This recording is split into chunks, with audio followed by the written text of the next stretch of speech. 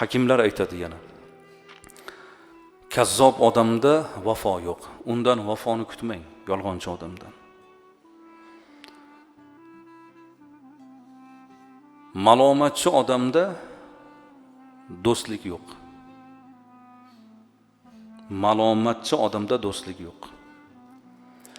Hasadchi odamda rohat yo'q. Baxil odamda insoniylik yo'q, odamgarchilik yo'q. Axloqsiz odamda baxt yo'q. Demak, kazzob odamda vafo bo'lmaydi. U ishonib unga xotirjam bo'lmang azizlar. Yolg'onchiligini sezdingizmi? Endi undan ishonchni kutmang endi.